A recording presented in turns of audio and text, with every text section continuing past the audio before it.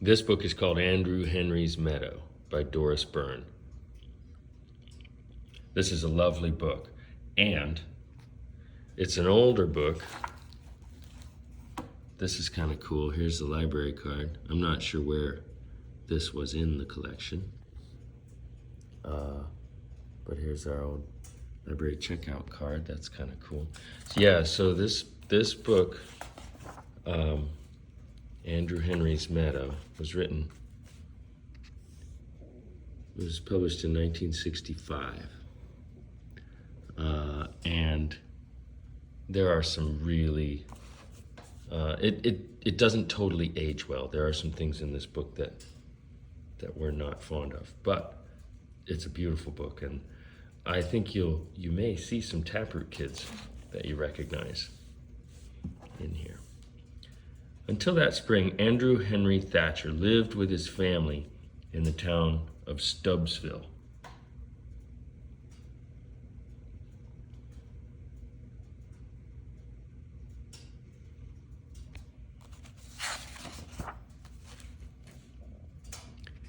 He had a father and a mother and two older sisters named Marion and Martha. The girls were always with each other. He also had two younger brothers named Robert and Ronald. They were always with each other too. Andrew Henry was in the middle. He was always with himself, yet he didn't mind. He had plenty of things to do. So this page in particular, you see some things that we don't ascribe to. Gender roles and such. Pretty silly stuff. Mrs. Thatcher was usually busy in the kitchen, but Mr. Thatcher was tired when he came home from work. He liked to read the paper and have things quiet. Marion and Martha liked to sew or try new ways to wear their hair. Robert and Ronald liked to play with toy cars and coloring books. You see what I mean? So we'll just get past that.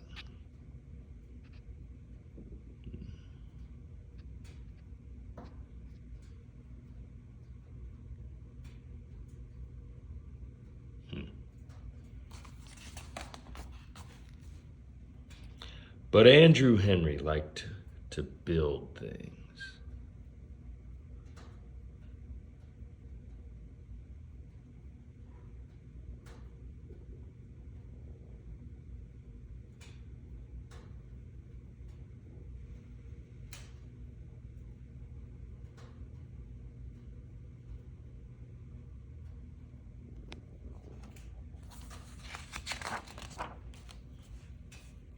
Mrs. Thatcher was unhappy when Andrew Henry built a helicopter in the kitchen.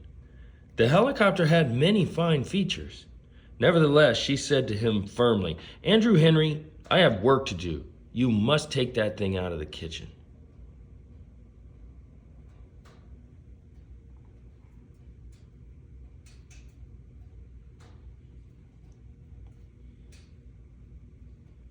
Here's a little parachute. What's he got on there?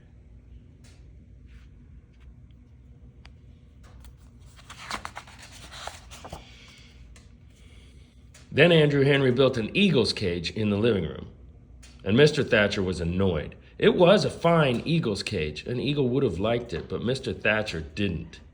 He told Andrew Henry to go outside and take the eagle's cage with him.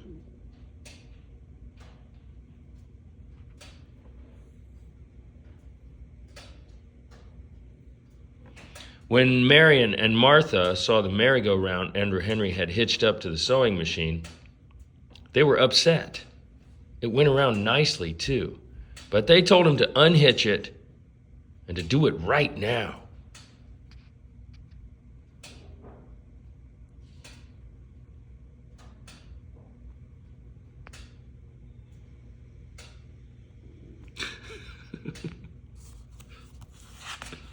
Get out of here.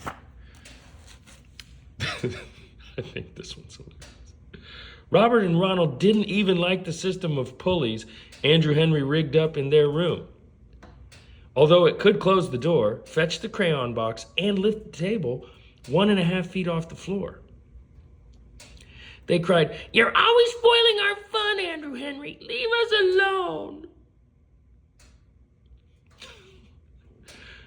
Are you crazy, kids? Look at this. Your big brother is rigging up this awesome thing in your room.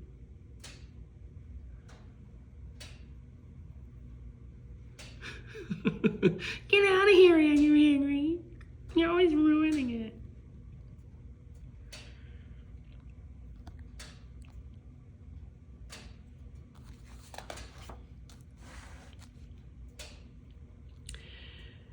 Andrew Henry thought about it more and more. One fine spring morning, he made up his mind. Quietly, he gathered together his tools. He packed his hammer and his saw, his pocket knife and pliers, a big sack of nails, some bolts, nuts, and wire, and even a few lengths of stovepipe. "I'll build a house for myself," he said to himself. He went out the back door and down the path. He knew where he was going. No one saw Andrew Henry leave except the Thatcher's dog, Sam. As usual, Sam started to follow Andrew Henry, but this time Andrew Henry told him firmly that he must stay home. Sam was a good dog. So he sat down by the gate in the shade of the lilac bush and watched until Andrew Henry was out of sight.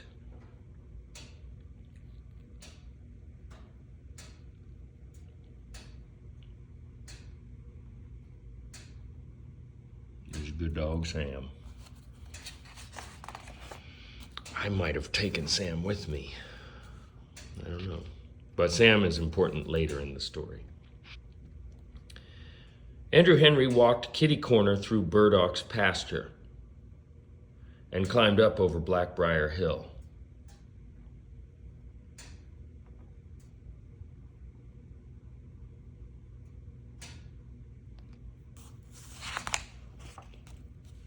Then he went out across Warzybski's swamp and in through the deep woods. I want to go to this place. I want to have Taproot there. Just wait till you see the next place. Look at that. Finally, he came to a meadow. A stream wandered across the meadow. A stream wandered through the meadow, sparkling in the sunlight. On one side was a tall fir tree, straight and strong. Andrew Henry walked right over to the fir tree. He dropped his tools beside it and looked the ground over. "Here is where I'll build my house," he said to himself. Look at that. I would love to go there with Taproot Kids.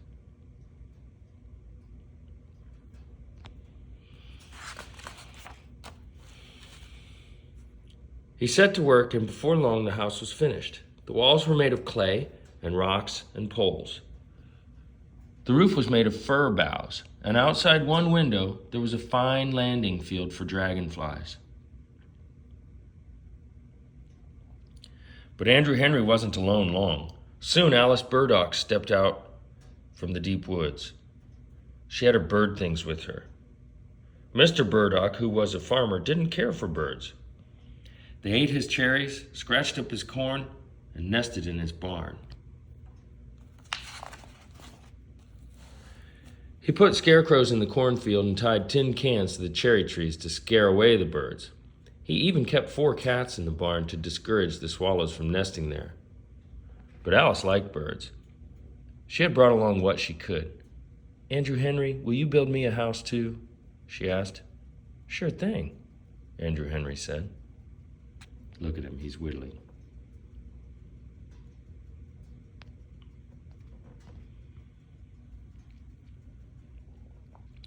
Whoa. There were plenty of bird baths and feeding stations. There were bird houses and a balcony for watching birds, and even a handy rest for Alice's binoculars when she wasn't using them. Awesome. Oh, sorry. It was a nice house, especially for a person who liked birds. A ladder climbed straight up the trunk of the old tree to the house. So there's the ladder. Look at that awesome house in there. There's her binoculars.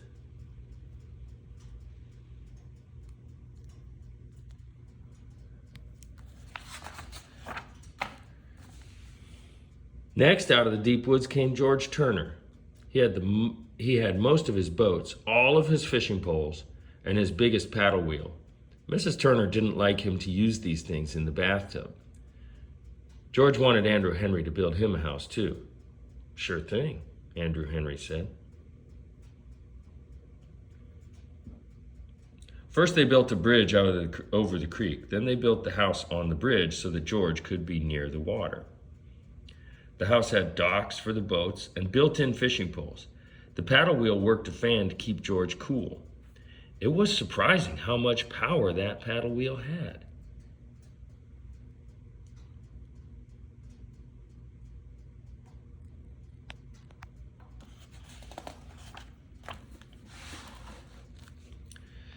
Then Joe Pulaski arrived.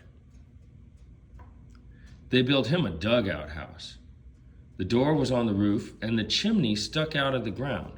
Joe wanted an underground house so that his pets would be comfortable. He had gray mice and white mice, a pet mole, and a pair of brown rabbits. The house had rooms and passageways for his pets. The mole's passageways were wonderfully misleading.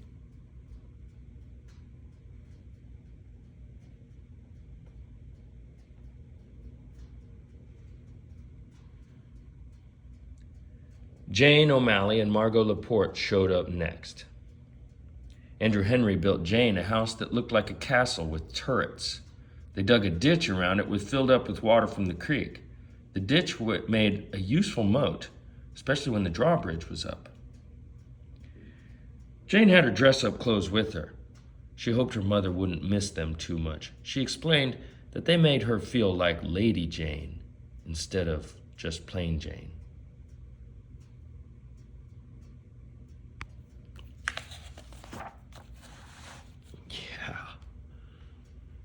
Margot's house was tall in the middle like a teepee, but it had a long, low entrance like an igloo. She needed privacy for her music. Visitors had to crawl in on their stomach. They also had to give 3 toots on the horn she had hung beside the door. Sometimes Margot didn't answer because she couldn't always hear the horn when she was practicing. I would like to hear Margot's music, I think.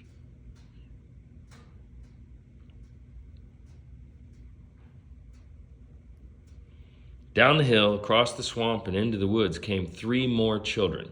Sarah Lerner had a cookie sheet full of mud cakes her mother had made her take out of the oven. Don Peterson had a dresser drawer full of dandelion seeds he had been saving to use for parachutes. Stanley Hayes had the 2 racing toads his father wouldn't let him keep in the basement.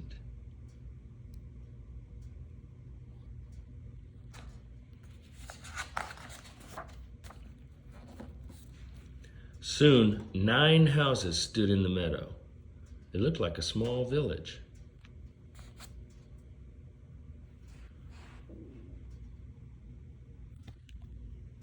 I'm not sure whose house that is. Those 2 little mounds there. Maybe the mud cakes. Oh, those must be the mud cakes because those look like it's a house plus an oven for mud cakes. And then there's a tower for dandelion parachutes. That must be the racing tent for the toads. There's Jane's castle, Lady Jane, and George, who wanted to be near the water. There's Andrew Henry's house, and what was that kid's name? Joe, down underground, and Margot's music teepee there, and Alice's birdhouse. What a great little village.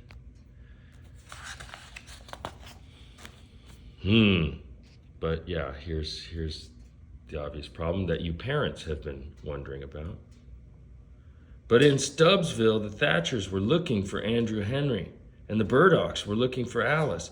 Soon the Turners, the Pulaskis, the O'Malleys, and the Laportes, the Lerners, and the Petersons, and the Hayeses all began looking for their missing children. Yeah, that's a big deal when your kids aren't around and you don't know where they are.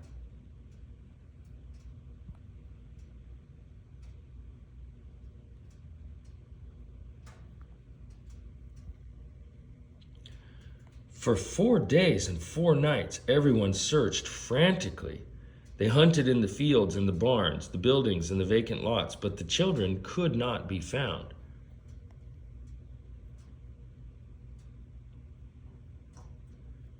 Yeah, this is not funny anymore. Now it's a crisis.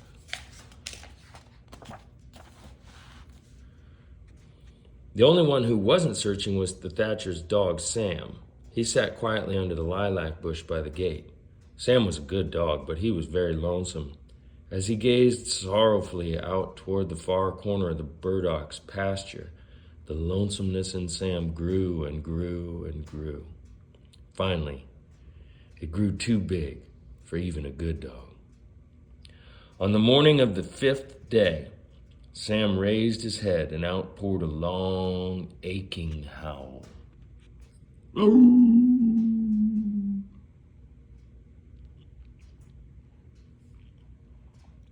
He sprang to his feet and raced for the near corner of Burdock's pasture. The townspeople all heard the howl and saw Sam racing off with his nose to the ground.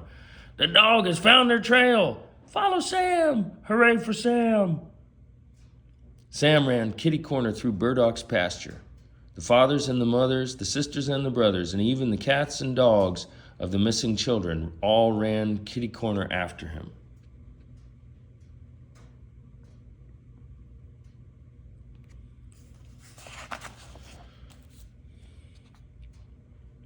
They climbed up over Blackbriar Hill and went out across Warzybski Swamp and in through the deep woods.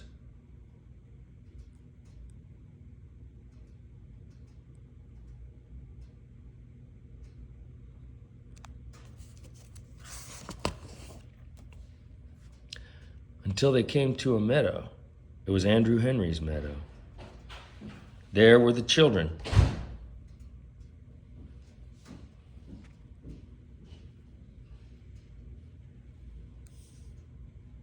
I should say that differently. There were the children.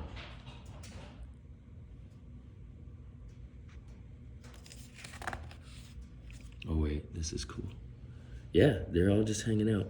I'm a little annoyed that the children didn't realize that being gone without telling their parents where they went would cause a crisis. But I guess it's just a story. Yay. What excitement! The 9 children, their parents, and all their sisters and brothers met with shouts of joy. They laughed and hugged each other. The fathers and mothers were too happy to scold or ask any questions. Their children were safe.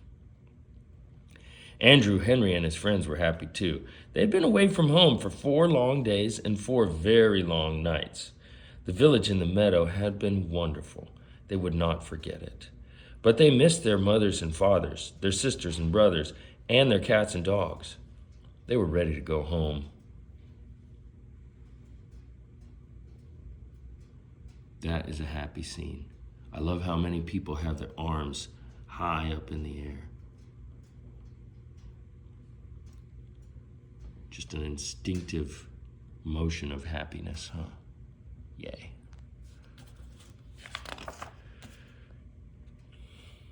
The Thatchers gave Andrew Henry the corner of the basement behind the furnace just to build things in. He built a roller coaster for Robert and Ronald's toy cars. By using a bucket and parts from an electric fan, he made a hair dryer for Marion and Martha. The pipe filler he made for his father worked the same way a bird feeder does, and he was especially proud of the automatic table setter he made for his mother, although it did take up a lot of room.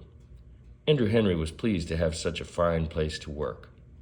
Yeah, and again, I just want to acknowledge those gender roles that we know now are foolish and nonsensical. And his family was always curious to see what Andrew Henry would build next.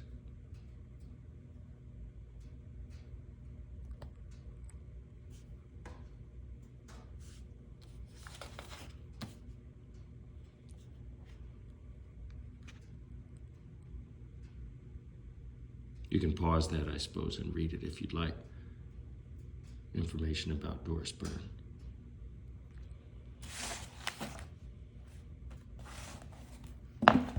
Andrew Henry's Meadow.